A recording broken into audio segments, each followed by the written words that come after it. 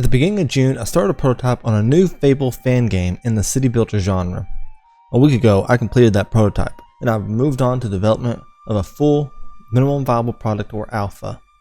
I have 4 main inspirations for this project besides Fable: Age of Empires, Jurassic World Evolution, City Skylines, and the Civilization series. Let me also say though, I've been working on remaking Fable Anniversary in Unreal Engine 5, and that project is not cancelled. I've just put the project on pause temporarily as I've just passed 1 year on the project. That's more of a technical project, and I really needed something that allows me to be more creative and flex my design skills a bit more. Anyways, let's get back to this city builder. I have an insane amount of ideas for this project that would be really cool. However, I'm going to spend a lot of time designing features well to align them with the design pillars of this project. For any who don't know, design pillars are the core elements of a game, and all features must go back to one of these pillars. And I have 3 pillars. First is choice and consequence, where I want the player to be able to make morality decisions that will affect the world, such as a rent adjustment and the consequences of that example. Second, I want Albion culture implemented into the gameplay loop, with an example being that the player can contract out a hero from the Heroes Guild to stop a cataclysmic event that your guards cannot handle alone. My third pillar is allowing players the creativity to create the Fable town that they want. This means empowering the player with features and capabilities that allow and encourages creativity. Alright, let's go through how I made this game. The first thing I did was pull over some of the assets from Fable Anniversary, which right now is just some of the terrain and a few of the structures from Bowerstone. I'd already done this for my Fable Anniversary remake, however it was a little bit different this time as I exported single objects at a time. I then created a parent object that would hold all the meshes of a building at the correct orientation. For this prototype, I only have done about 8 buildings in the city walls. I'll add a lot more though as I go through the alpha. You'll also notice I only added the interior mesh for the school building. I may add interior meshes for all buildings, or I may do a trick where the interior buildings either looks black or cannot be seen. Once I had the Bowerstone terrain in, I wanted to get an RTS camera and player controller in. I've done movement a little bit before, and I even made a movement system from a portfolio that was a replication of the movement from Ori and the Blind Forest. However, I still looked up a few tutorials for this to see how a few other people did it just for reference. I will say that this tutorial here was probably the best of what I found, so I implemented some of his work but still developed a lot of it myself. I created a debug sphere that allows me to see the focal point. The camera always points at this. Then I added some basic code to move the sphere around, and then the ability to move the camera around the sphere as well as zooming in and out. I added some code to adjust the Y position of the ball compared to terrain, but it needs a bit of work to make it smoother, so I turned that off temporarily. I will say that simple movement in games is fairly easy to get set up, but it can get very complicated as you improve the movement feel and make it compatible with your environment and all your features. I then began work on the ability to place assets in the environment. The placement of assets system that I made is really complicated, so I'm going to be very light on the technical details in the code for this. I created something called scriptable objects, which are basically data containers that can be created for a variety of objects. So I created a scriptable object for each asset where I could set its name, cost, profit, asset type, building type, if it is a building, build time, and more. This is all just for reference. I can keep adding data to the scriptable object code and update the assets with that new data as well. I actually started by placing just a single building where I point my mouse, which is done by shooting something called a raycast from the camera to the point to where the mouse is pointing and checking where I collide with something at. I then created a rule system for placement that only allows certain asset types to be placed under specific scenarios and conditions, and updated the UI with more assets that can be placed. I also added building rotation at this time as well. I'm really glossing over this feature by the way, because it is almost 1,000 lines of code by itself for just the prototype version, so keep that in mind with how complex this stuff can get. Let me also say that I recently discovered the game Universe Sim, and it has this super interesting placement feature where assets have 2 triggers around them. One smaller one that is not allowed to be placed on roads, but there's a larger trigger that is not allowed to be placed around other assets.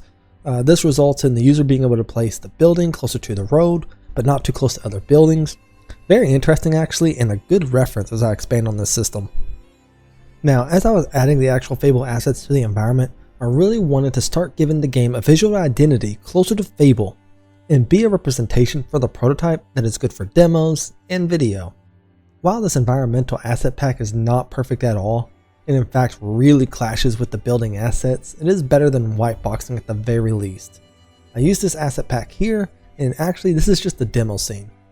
Don't worry though, I will be making a fully custom environment for the levels going in the game. Let me just interject here that I really want specific levels in the same way that Jurassic World Evolution has specific levels meant to challenge the player in each scenario or level. I would like to either have an environment that matches the Fable assets I have better, or I would like to replace the Fable Anniversary assets I have to fit the environment I eventually use. Now that I could place assets in the environment freely, I needed a way to restrict and reward the player, so I added in the first pass for the economy system. I gave the user a starting amount of gold, set the buildings to remove a set amount of gold upon placement, i.e. a cost, and reward the player with a set amount of profit every 5 seconds. Let me also just say that not all buildings or assets reward profit. For instance, a school, 0 profit. This will be set to give the player profit every day very soon. I then had to represent this with UI, so I used the coin and background sprites that I had for my Fable remake in Unreal Engine 5. By the way, if you want to see me remaking Fable Anniversary in Unreal Engine 5, you can click the card above or check the link in the description. I then added a basic coded alert movement of the difference in currency change when spending and obtaining money. Pretty simple system overall currently. Or should I say currently. By the way, chat, that's... No, you stupid master chef! Then, I started adding requirements to fulfill the pillar of choice and consequence into the game with building metadata values that can be edited. Right now, this means that the player can adjust a profit obtained from properties. Unfortunately, this doesn't have consequences yet, as I need more systems in the game that will be directly affected by this. To get this working, I basically made a script that goes on every placed asset with the data of the placed object, which will keep track of any data that I can tweak for that specific object as well. This is also used by the save load system, which I actually developed at this time. I usually wouldn't spend time this early in development making a save load system. However, if I give out the build to anyone, I want them to be able to build out their world and save as they build it out. For those who haven't made a save load system before, it can get very time consuming. There are just so many variables to save, including positional and rotational data of placed assets, the placed asset metadata, which in itself includes asset mash, profit, and building health. And we also need to save the player metrics. This would include currency, time of day, unlocked assets, and more. It's not very hard, it's just a lot of data. And if you heard me say time of day, yes, I added in a day-night system. Now let's get the elephant in the room out of the way. The day-night system looks much worse than in my Fable remake. I'm making this game in Unity rather than Unreal Engine 5. That's because I'm actually much faster in a technical sense with the Unity, so I can really get these features out there very quickly. However, this comes at a cost where UE5 looks much nicer to look at right out of the box. Now you can get Unity to make very beautiful games, as can be seen by Cities Skylines 1 and 2 in the Ori franchise. However, it just requires a lot more work. Anyway, I wrote some code to adjust the rotation of the sunlight, then added a second light to act as moonlight, set up a color gradient for the sunlight to adjust throughout the day as the sun changes color, and tied that sunlight position to a clock timer UI event. I also added in the chance for dynamic weather, where the weather can change between clear, rain, and snowy states, and I also added in a chance for heavy storms. My thinking is I can have severe storms damage property that would need to be repaired. You can see a really good example of this in the game Jurassic World Evolution actually. In that game there can be severe storms that damage property, and they can be hurricanes or sometimes even tornadoes. Since I had the idea to cause damage to properties now with weather, I gave the buildings a health tracker system where they can be damaged and represent their current health with a circular health bar that is filled. Once the building has reached 0 health, it will be destroyed, which right now just removes the building rather than leaving any debris. I also created some particle systems of fire to be instantiated on buildings as it receives damage.